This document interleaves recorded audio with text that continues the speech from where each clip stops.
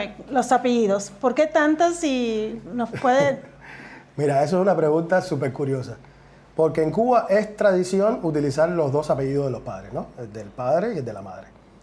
Y entonces, en el caso de mi papá, yo no he hecho mucha investigación al respecto, pero sí sé un poquito de lo que he escuchado de esos nombres. En el caso de mi papá, que es Villalonga, hay una comunidad o un territorio en España, no sé cómo le llaman ellos, pero es una comunidad o un territorio en España que se llama Villalonga. Y en el caso de mi mamá, Santovenia, había un conde muy famoso en La Habana, en el periodo colonial, una persona muy rica que tenía muchas propiedades en La Habana, que era el conde de Santovenia. Entonces eso es lo que sé de esos dos apellidos, pero no he hecho mucho más investigación al respecto. ¿Has pensado buscar más información? Sí, me han hecho la misma pregunta antes y digo, a lo mejor a finales de este año hago la prueba esta de 23andMe para saber un poco más de mi historia, de dónde vengo, el family tree y esas cosas. El árbol familiar, el árbol genealógico y eso. Muy bien. Ahora, estamos aquí porque vas a entrar a las redes sociales. ¿Por qué ahora? Eso es una gran pregunta. Ahora porque tengo un propósito para las redes sociales ahora. Una gente me preguntó, ¿qué tipo de persona, hace un tiempo me preguntó, qué tipo de persona hoy no tiene redes sociales? Yo, ves algo raro conmigo, no tengo nada raro, no soy ningún cavernícola ni nada. Lo que pasa es que no tenía un propósito para mí en las redes sociales. Las redes sociales son la herramienta más útil que tienen las personas hoy para promover sus negocios, lo que sea que hagan, para el entretenimiento, etc. Yo realmente no quería, mi intención no es publicar fotos mías con amigos, de la familia, ni nada de eso. Yo valoro bastante el poco de privacidad que me queda hoy, ¿no? Y entonces necesitaba un propósito real, algo de valor social que pudiera compartir con los demás. Y ahora lo tengo, porque este año conseguí mis primeros 2 contratos editoriales con una editorial española para publicar 2 libros, porque en el año 2017 comencé un viaje como escritor y empecé a escribir. Y entonces este año conseguí los 2 contratos editoriales. ¿Qué te inspiró a comenzar a escribir?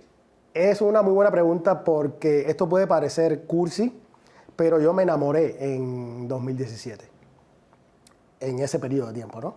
Entonces fue una historia de amor muy intensa que viví, que me cambió la vida en muchos aspectos, no solo la historia de amor, ¿no? En el amor, en ese plano, sino en el plano personal, en el plano profesional también, porque también coincidió que me pasaron cosas que fueron determinantes para mí en mi vida personal en ese periodo, que no tienen nada que ver con la relación, pero pasaron en el mismo momento.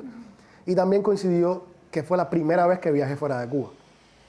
Fui a España 3 veces y fui a Italia una vez. La primera vez fui con un grupo de amigos y después las otras 2 veces fui por mi cuenta. Entonces fue un periodo de mi vida muy crítico para mí que meritaba, ¿no? Merecía la pena escribir al respecto. Aparte de la historia de amor, ¿no? Que fue muy intensa y todo eso. Esa se llama El poder de un abrazo. Así que tienes 6 y de las 6, 2 vas a publicar ahora. Sí, 2 de ellas. En la segunda quincena de marzo vamos a empezar a trabajar la editorial española y yo en la edición de esos dos trabajos.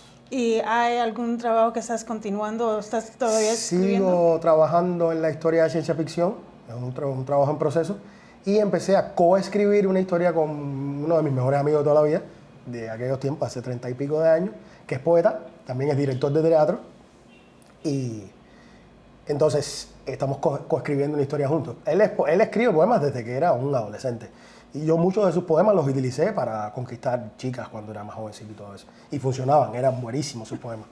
Y entonces estamos coescribiendo una historia juntos, que empezamos. Solamente 3 páginas he puesto, él va a escribir los poemas, yo voy a escribir la prosa de la historia, porque el personaje principal, es lo que te puedo decir hasta ahora, es un psicópata, un maniático, loco, pero apasionado por la poesía. Entonces esa es la historia que estoy coescribiendo en este momento.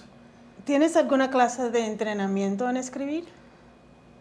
Buena pregunta. Yo nunca he pasado ningún curso de narración ni nada de eso, pero digamos que vengo de una familia que tiene muy educada, porque por ejemplo mi tío, que en paz descanse, una persona que yo quise mucho durante toda mi vida hasta que estuvo con nosotros, era escritor, era crítico literario, traductor de 5 idiomas y tenía un blog donde él publicaba sus trabajos. Luego tengo una prima en Italia que vive allá hace muchos años que también publicó un libro. Su mamá, mi tía, es bioquímica de profesión. Su hermana también tiene estudios universitarios, maestrías, etc. Y tengo otros primos también que todos son profesionales, entonces creo que es algo que corre en la sangre de la familia, ¿no? ¿Y qué clase de educación has tenido? Yo me gradué de la universidad, antes de graduarme de la Universidad de La Habana, estaba estudiando en el Instituto Superior Pedagógico. Yo fui profesor de lenguas, de inglés. Después decidí cambiar de carrera y me gradué de la Universidad de La Habana después, en la Facultad de Lenguas Extranjeras. Estudié inglés y francés como segunda lengua. Después defendí mi tesis de maestría también en estudios socioculturales del discurso en el año 2015. Y luego me convertí en guía de turismo. Trabajo como guía de turismo hace 13 años.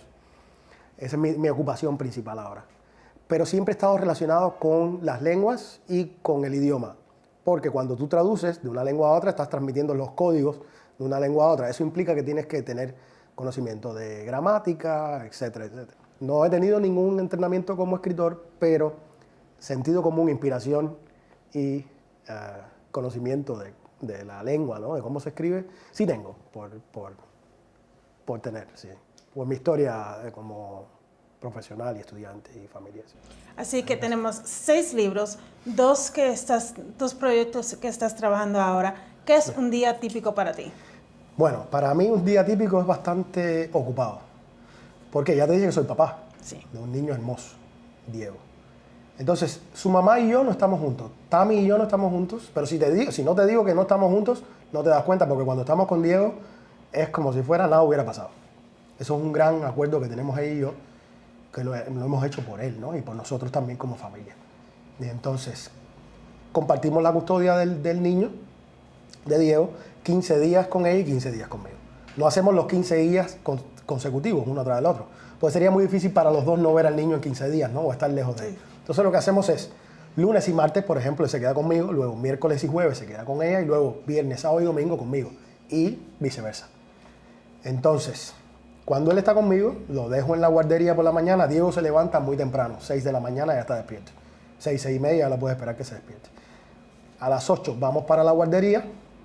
De ahí manejo hasta casa de mi mamá para ayudarla con mi papá, a darle un baño a mi papá, lavar la ropa, hacer los mandados de la casa.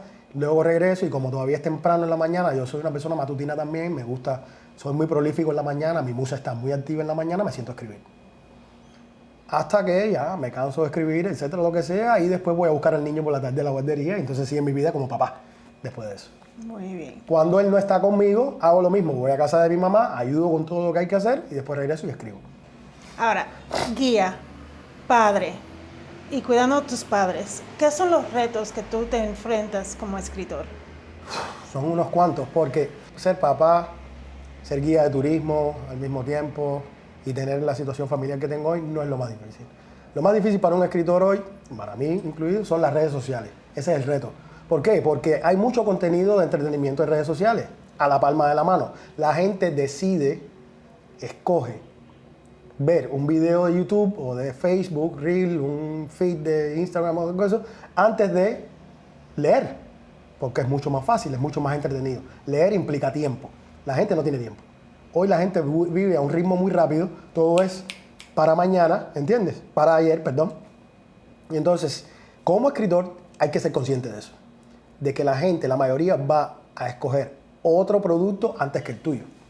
Entonces, si la gente decide escoger tu producto, debería ser un producto que los motive a consumirlo de principio a fin. ¿Y cómo haces eso? Eso, escribiendo historias que sean, que no puedas dejar de leer, que motiven a la gente a leer de principio a fin. Page turners, como se dice en inglés, ¿entiendes? Entonces, ese es el reto. Sin dañar la integridad y la calidad de la obra, por supuesto.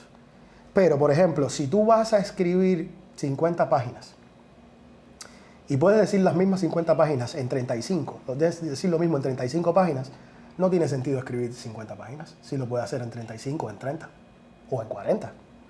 ¿Entiendes? Sí. Sin dañar la integridad del relato y de la historia y su coherencia, que sea fluido, una cosa, ¿me entiendes? Pero ¿por qué escribir más solo para llenar páginas? No tiene mucho sentido, porque el mundo editorial hoy tiene otras características, ¿no? Entonces, ese es el reto, las redes sociales.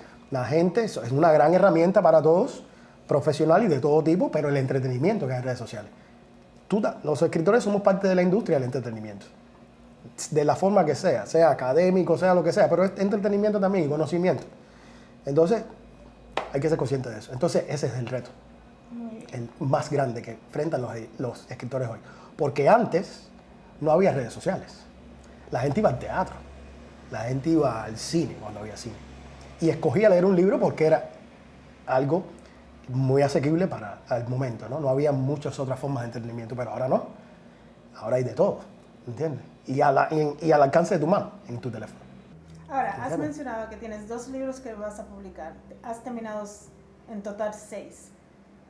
¿Algo está ocurriendo ahora? Sí, todavía sigo trabajando en la historia de ciencia ficción, ¿verdad? Voy por la mitad de esa historia. Todavía le falta un poco, pero bueno, he avanzado hasta la mitad del relato. Y estoy coescribiendo una historia con uno de mis mejores amigos de toda la vida, con Yumani. Porque ¿Puedes Yumani, decir un poco de eso sin darnos mucha información? no la voy a hacer un spoiler, pero la historia, Yumani va a escribir los poemas, porque Yumani es poeta, desde que éramos niños. Yumani escribe poemas desde que tenía 12, 13 años. Y yo usaba muchos de sus poemas para conquistar a las chicas y todo eso. Y eran buenos, te digo, funcionaban. Y entonces estamos coescribiendo la historia juntos. Él va a escribir los poemas, yo voy a escribir la prosa.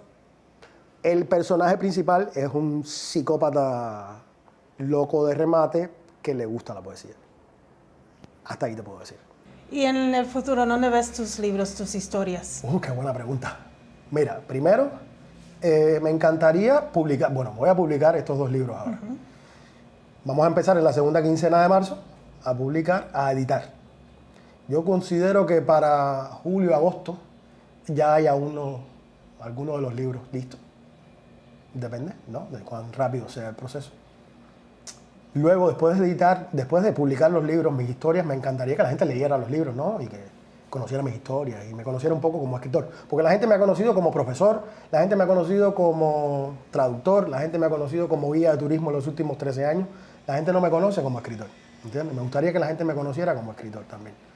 Porque es un hobby para mí. Yo no me gano la vida como escritor. Para mí es un hobby, es algo que me apasiona. Por eso lo hago. Entonces, publicar sería lo primero. Segundo, me gustaría que mis historias, una de mis historias, o varias, estuvieran en la gran pantalla.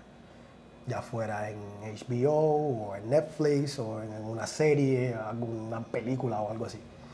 Eso sería fantástico. Y luego, después de eso, me gustaría que una historia mía le dieran un gran premio. Por ejemplo, un Globo de Oro, un Oscar, o una cosa de esa grande así. Eso sería fantástico. ¿Te imaginas una historia escrita por mí que llegue a un punto de eso? Bueno, por supuesto, depende de la calidad de la historia, de la aceptación del público y esas cosas, pero eso me encantaría. Me encantaría. Pues felicidades en tus 2 libros que vas a publicar y bienvenido a las redes sociales. Muchísimas gracias a ti. Este es el momento preciso para mí, el momento idóneo para hacerlo, porque ya te digo, tengo un propósito social, algo de valor que compartir con la gente. Entonces voy a estar manteniendo a todo el mundo actualizado con lo que va a suceder en las redes sociales, Facebook, Instagram, YouTube, todo lo que la gente quería que yo tuviera, que me exigía, va a estar. Entonces así van a poder seguir lo que va a pasar y bueno, si en el futuro cercano sucede algo más de lo que hemos hablado ahora, bueno, todo va a estar ahí. Muy bien, bienvenido. No, gracias a ti. Gracias. Un placer para mí. Gracias. Gracias por venir.